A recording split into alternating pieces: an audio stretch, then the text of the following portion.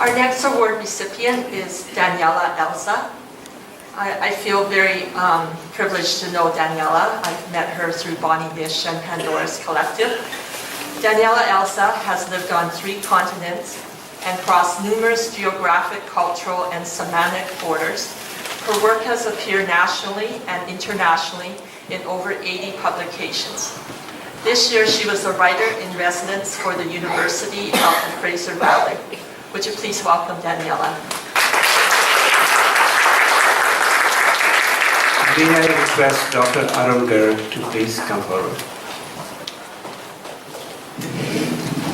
Thank you, Writers International, for this award, and thank you for this beautiful ceremony. The wires, they're always getting away.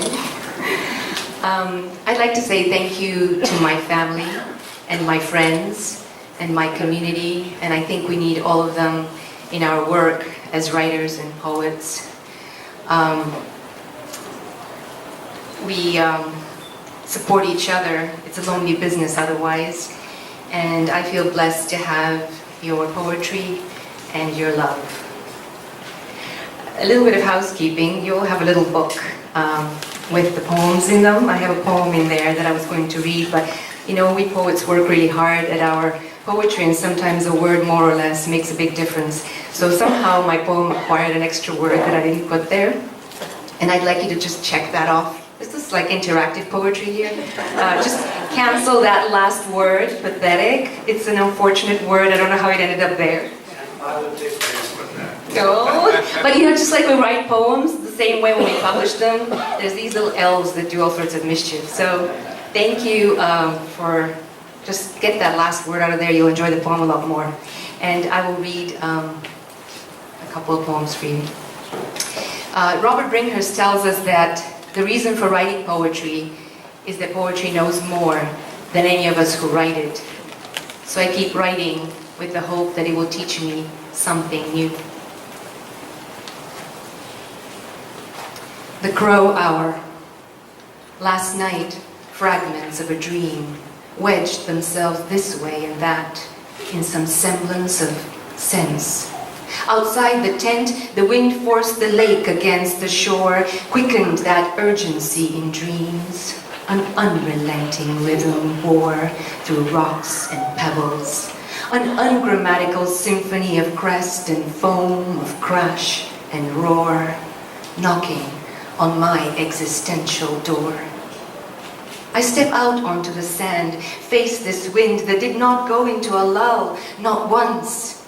Behind, over my left shoulder, the crow watches me, walking up and down words where I quake, so close to what appears random, where I think of you as part of myself more admissible than grief, where I do not want anything from you, just everything with you in it.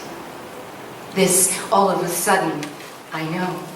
This, I'm not alone here. And poetry, what can it do before we awake, but take us part way? And one more poem. Without regret.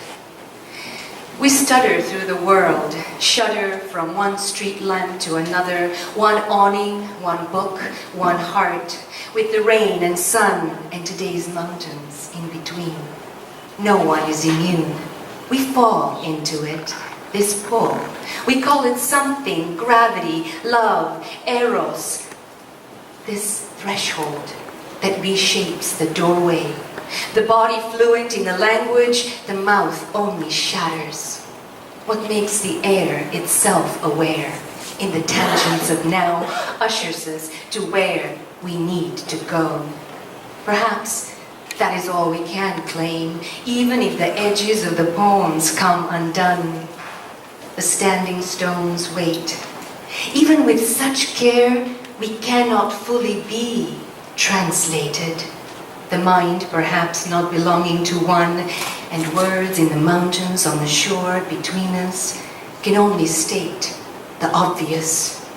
while we keep throwing ourselves at things with a velocity that moves us in our need to be related, to be more connected, recognized, elated. Yes, this pull, a kind of weather we share, gathers us into self, discloses the world through curve and muscle and prayer.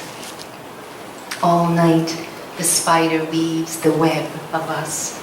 In the morning, we are delicate frameworks on which the dew will hang ever so briefly.